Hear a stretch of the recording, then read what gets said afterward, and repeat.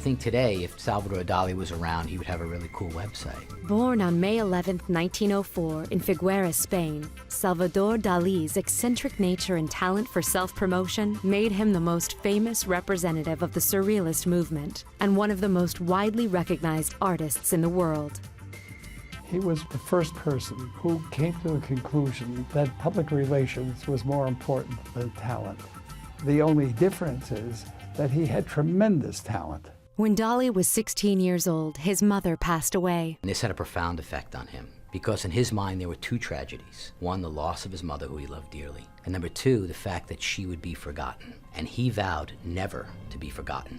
In 1922, Dalí moved to Madrid and studied at the School of Fine Arts. Dalí has such a precise technique because he studied Vermeer, he studied Velázquez, he studied Rembrandt.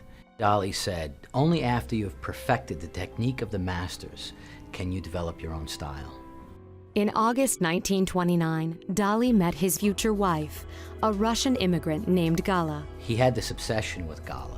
She understood the business world, she understood the art world. And she met Dalí and she said, here's a person that I can make very famous because he has the ability, he seems to be good at getting attention. So Gala took him to the next level.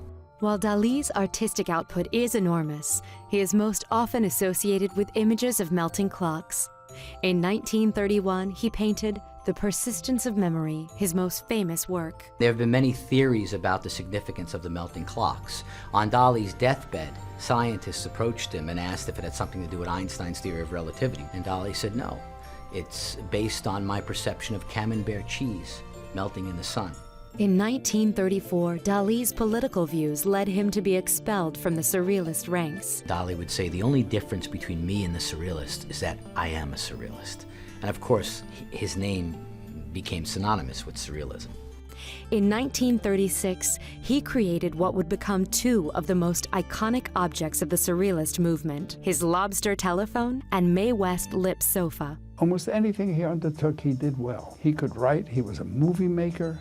He worked with Alfred Hitchcock doing the backdrops for Spellbound. Bizarre and outlandish, Dalí often took part in performance pieces that were despised by critics. They wouldn't take him seriously because he threw bricks through Bonwit's window. He brought elephants up Fifth Avenue with Barnum & Bailey Circus. He did everything for PR. They wanted their artists to be brooding and inaccessible, much like Picasso.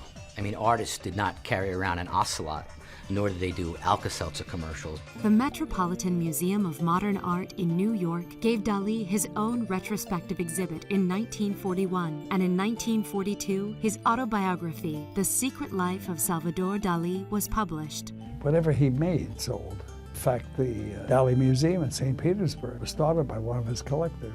In 1974, he finished Dalí Teatro Museo in Figueres, Spain.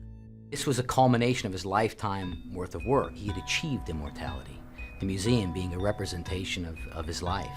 After the death of his wife Gala in 1982, Dalí became a recluse, and on January 23, 1989, he died of heart failure at the age of 84. What is happening now is that the adverse opinions of him by the academic world is forgotten. His impact and his effect is first being felt now. He's being recognized as probably one of the greatest surrealists that ever lived.